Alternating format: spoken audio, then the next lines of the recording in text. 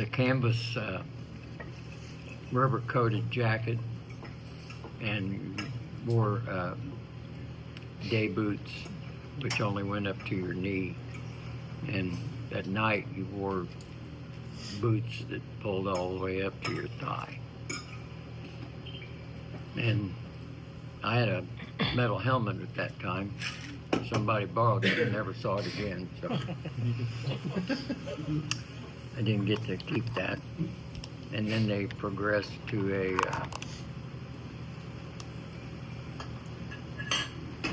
a suit that had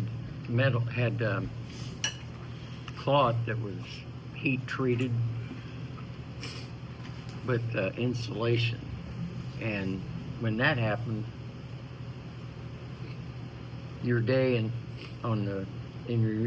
your turnout gear in the summertime became almost unbearable because it locked all the heat in your body from the coat, and you had to step out. You only had a short 30 minutes or so where only the tough guys could last longer than that. Squad guys, that's what he's.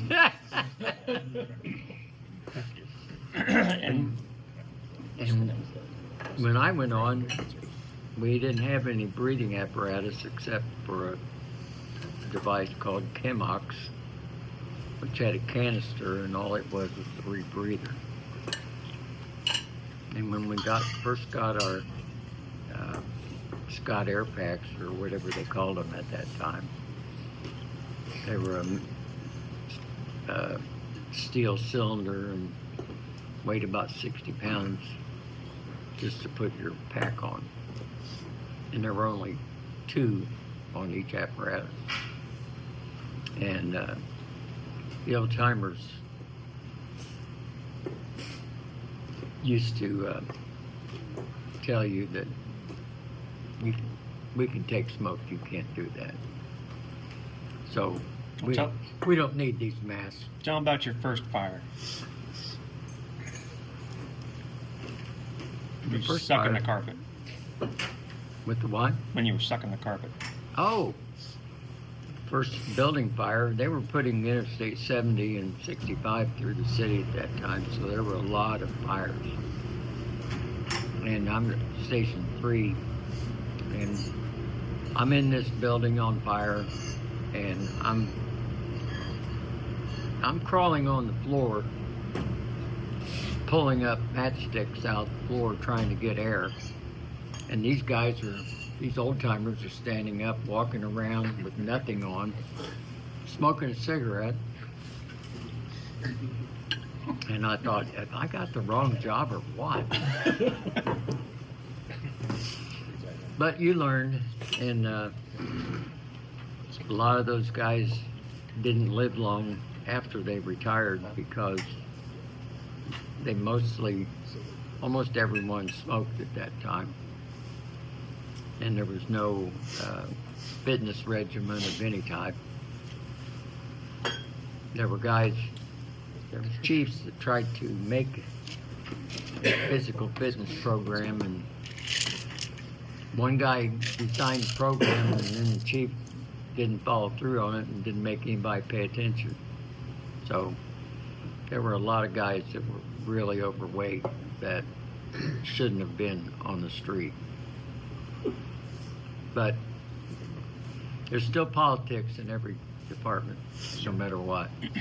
It's different on each shift. Yeah, still is. So it was, in 73, I became the first EMT on IFD. And when I was on ladder 27, and the guys gave me a hard time about why are you leaving? Why would you go want to push Band-Aids? I said, well, first of all, they're giving it to me for free. Second of all, if I'm on the street with you and something happens and I know how to help you, then I'll be able to. But a lot of guys back in those days turned their nose up at EMS. And when I finished the class, before I started, the Bob Zickler, who was the captain, he said, "You're on the aerial. You probably won't even get called." Well, I made the mistake of being first in the class, and the day that I became an EMT, I got moved to Rescue 29 and changed all that. Yeah. Squad 29.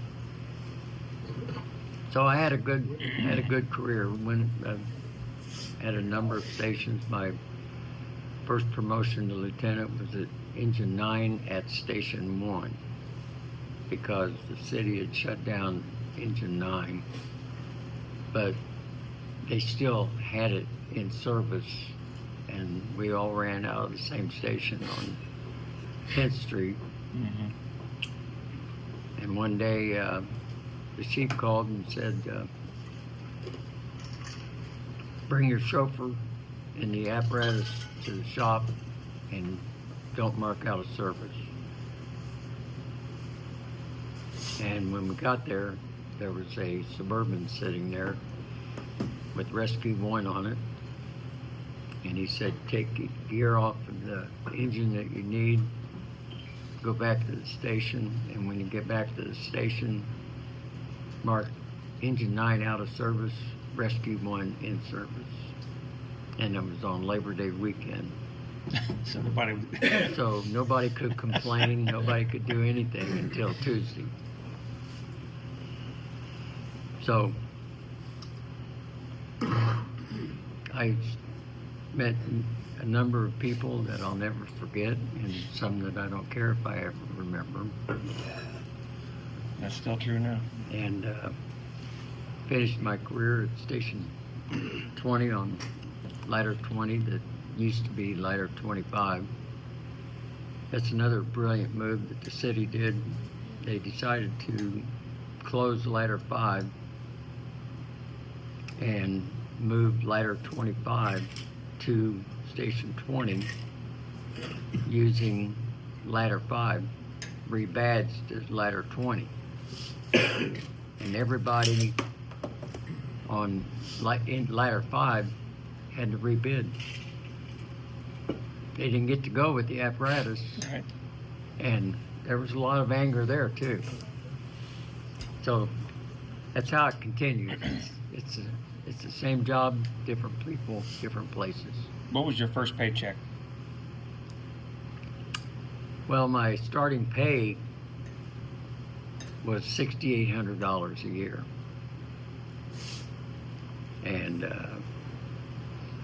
when my dad came on in '46, his starting pay was $2,400 a year. You know, and I think when I retired as a lieutenant, I was making like $53,000 a year.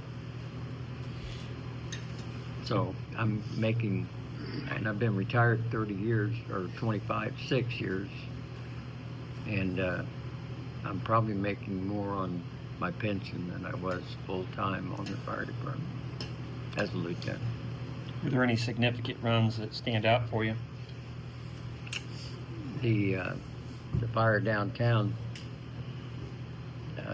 was probably the most publicized, across the street from the Washington Hotel. Grant Fire? The Grant Fire. The fire was so intense from the Grant building that all the windows burst on the front of the Washington Hotel from heat. And that's probably, I was on Ladder 27 at that time, and we were there for almost 3 days. All 3 shifts were there. Putting it out. But, you know, following up, standing by. And that's the first time in my career, and I don't think it's ever happened since, that all full-time firefighters were asked to come in. A grand alarm. A grand alarm. And I think it's the only one that's ever happened. Wow. So, is there one piece of advice you could give to everybody at the table now that you've been gone 26 years? looking back? Well, you got to take care of each other. You were taught that. I had some great teachers, and they were at the training academy. They said, "Don't be late, and take care of each other." And I think that stands true today. You have to take care of each other. And thankful for the training I received, and thankful for the time that I had served. So I'll open this up for question and answer if you guys want. Just kind of go around robin. If you guys are curious about anything about sevens or anything else. How many radios were on the truck? Did you have one or There were two. two? No, there was one. And handheld. There was radio on the cab, but the only handheld radio was with the officer. And the city decided that if you lost one, then you had to pay for it. So they started a radio club, and each member paid $2 a year, Oh, so that it Like an insurance shielded policy. them from the cost of losing their radio. Makes sense. That makes sense. that's a good It's idea. still going when. I don't know if it still exists. No, I don't think it does, but I know. I mean, I heard about it when I came on. We only had two radios on the apparatus when I came on, so I think things change slow. Yeah. One for the officer and one for one of the backsteppers. It's like you guys stick together. Well, a lot of that changed after the athletic club. They had alerts on your vest for if you went down, but they didn't know where to find you because no one had a radio but the officer. And that, in essence, is what caused these two firefighters to lose their life on that fire. And after that is when they started a lot of changes, and that was during Keith Smith's administration.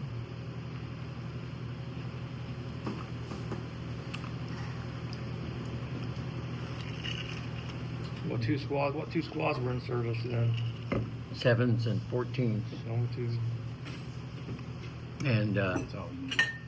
that's what the guys used to refer to them as Band-Aid. And all they had really were Band-Aids and what's called an inhalator, which was nothing more than a bottle of compressed air. It wasn't even oxygen. And you can see it in old photos with guys laid out with the inhalator after the fire when they weren't wearing a mask. They'd come out. There's a picture Yeah. online at the Union Hall From Band-Aid to about my backbone. dad Swiss on Army a knife fire fire department. on the circle called Canary Cottage. And it shows him prone on the ground with 14s or 7s putting a mask on his face. So when you first got the sevens, what apparatuses were in service there at that time? The chief buggy ran out of the side door that faced Alabama, and the engine and squad and aerial ran out of the bays facing north on New York Street. Were there any tactical units? Specialty? No, No specialties? no. That came on with Zickler, didn't it? Eventually. I don't know if he established the dive team. Was there any extrication, special ops, anything like that? No. That really, all that transition to anything other than engines and aerials and squads really only started taking place in the late 70s. Up until then, it was, you did what you had. Interesting. And all the equipment was the same for all the apparatus, just different Right. engines. Right. Yeah, and a lot of the engines that time were built by the shop on a Stutz chassis. On Stutz? Mm-hmm. Like the building over here, factory? Yeah. They were manuals, weren't they? Did they have Oh, Detroit yes. engines? Yeah. The Detroits? Was how that- No, Well, they were gassers initially. they were all weren't gas in the beginning. During '60s, mid to late '60s, the Maxim open cabs got transitioned to a 4 or 6-cylinder diesel with a manual transmission. And I'll never forget the sound of those diesels. They scream, boy. They were screaming because Tony's got one. They're fun to drive. If you ever get a chance, The it's Jewel? the Jewel. Yeah. It's fun to drive. they are having incredible sound to His them. is still a gasser, though. I don't Yeah, know if I've it's driven that hit. He's got the Sprite gasser. 8, I think. Yeah, but it's not the Probably. diesel. I've not heard the diesel. Well, the first one that did that was Station 28 on 38th Street. And then Five's engine, and then there were a number of engines that had diesels in them before they went to the closed cab. Right. And then all they became was reserves.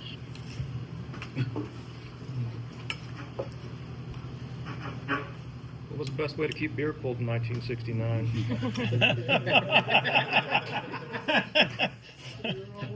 Wash machine? Just put them in the wash machine back then? There were things that happened at a station that you didn't tell anybody else at another station what you did. There was a time on the job, and it really changed when EMS came into protocol on the fire department, because there was a lot of subs that carried in a case of beer on their first day on the job. And Don't come But- with your arms swinging. Don't come in with your own swing. that's right. And when they brought in EMS, it was initially just the squads, and then it became certain engines that had EMS, and then in 1985 they forced everyone on the fire department to be an EMT, and that really stopped a lot of party things that happened prior to that. So most stations had 2 refrigerators.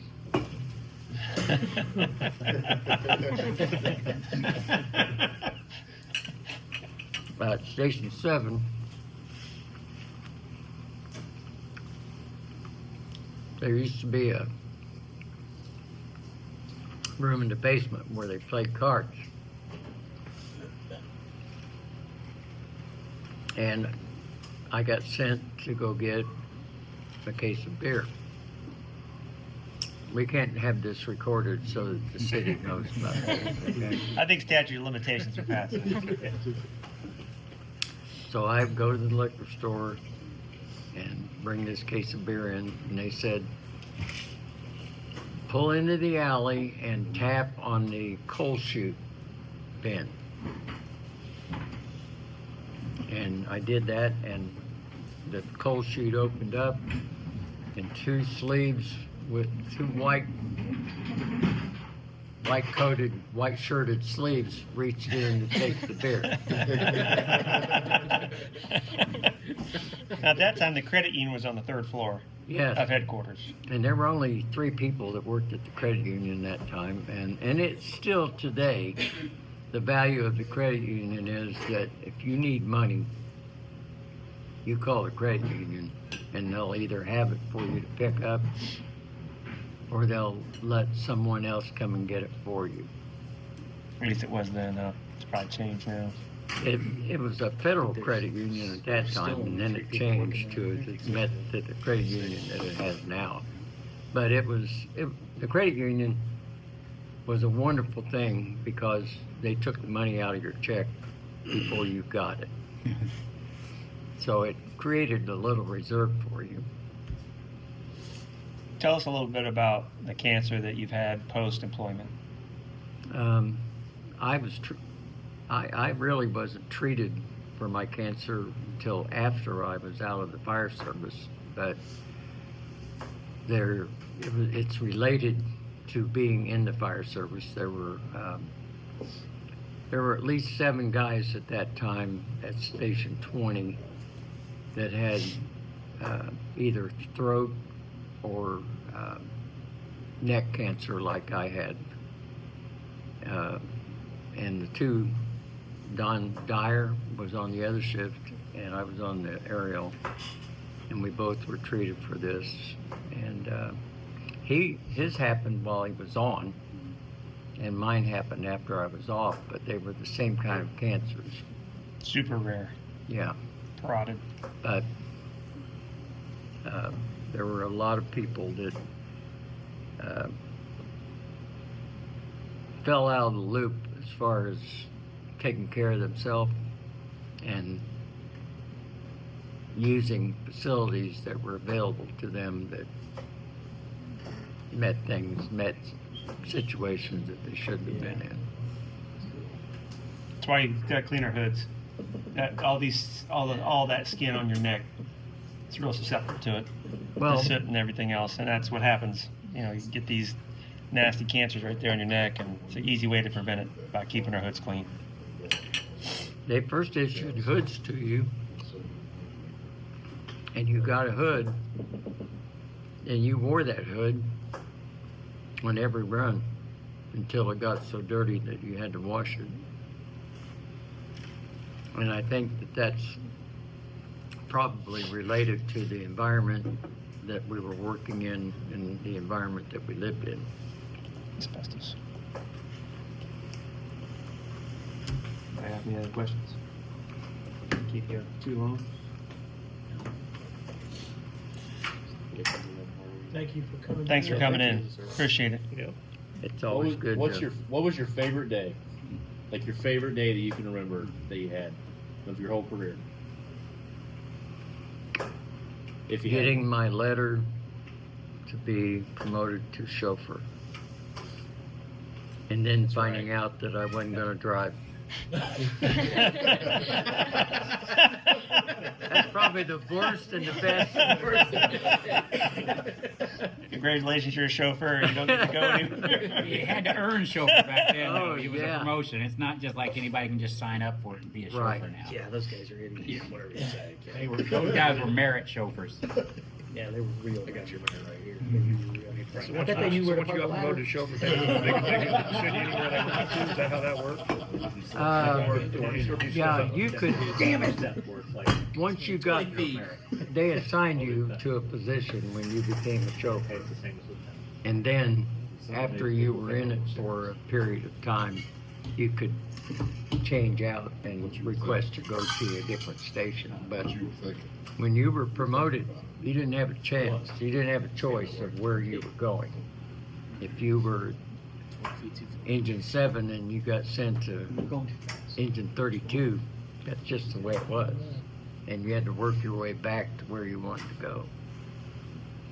Was that a test? Was that a test to get promoted to chauffeur back then? Mm-hmm. What was it? What was the test like? Well, they showed you pump operations. They trained you in pump operations on an engine right there. At the old training academy was on East or West Michigan, next to Station 1.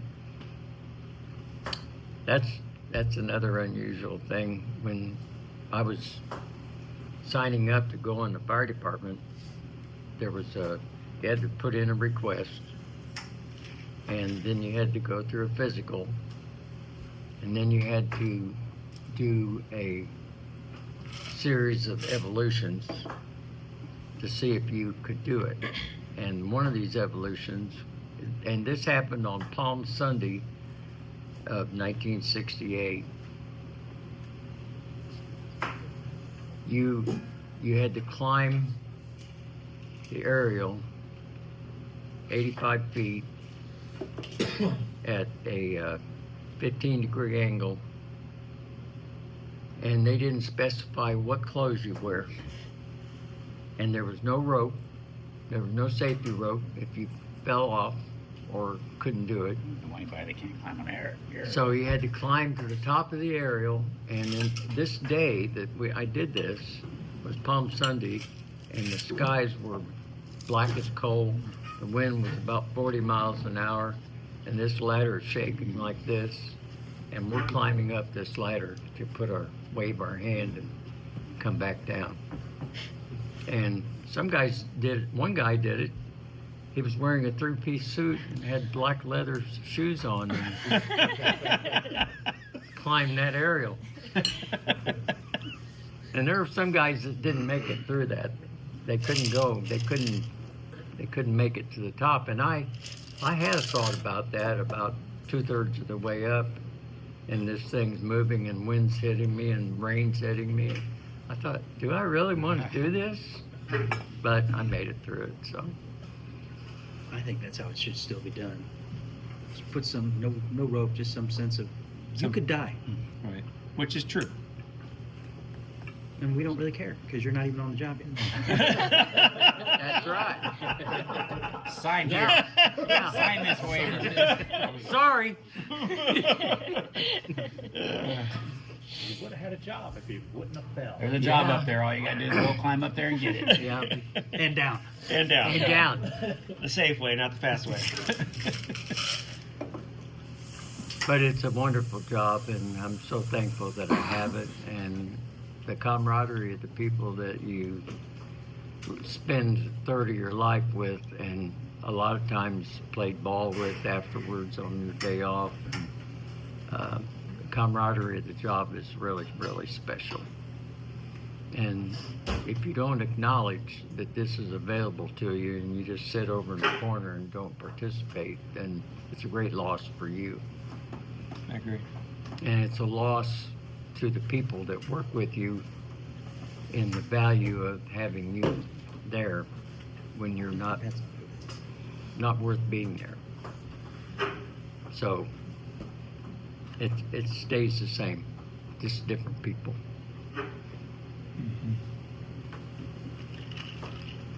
And thanks for letting me come. Thank you. Appreciate Thanks it. for coming. They often say some lady named Phyllis ran the fire department back in those days. Is that? She was secretary of the police department, the fire department. If you didn't get past Phyllis, you didn't get to see the chief. So they're on the camera, right?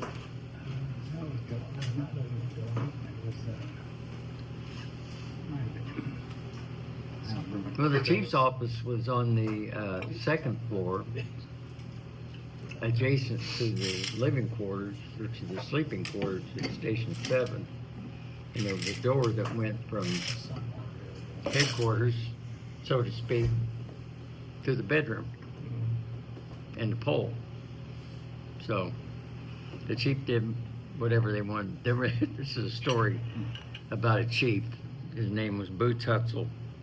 He was the C shift commander, and he smoked all day long, whenever he wanted to, wherever he was.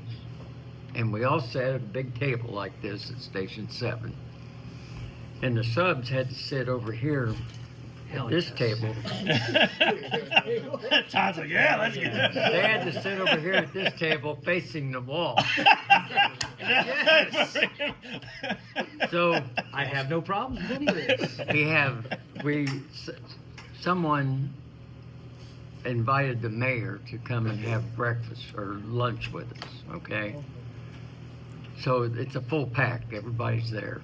And Boots Hutzel's sitting here, and the mayor's over here, and everybody's talking and eating and so forth, and Boots Hutzel is smoking while he's eating. Okay? So we had mashed potatoes and corn, and probably meatloaf.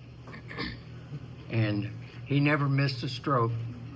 He kept smoking and eating, and the ashes off his cigarette just fell into his mashed potatoes and gravy, and he never missed a stroke, and nobody ever said anything to him. And subs are in the corner with the face in the wall. You can sit at the big table when you grow You up. need to be seen, not heard. And you better not sit in anybody else's seat. A lot of things have stayed the same.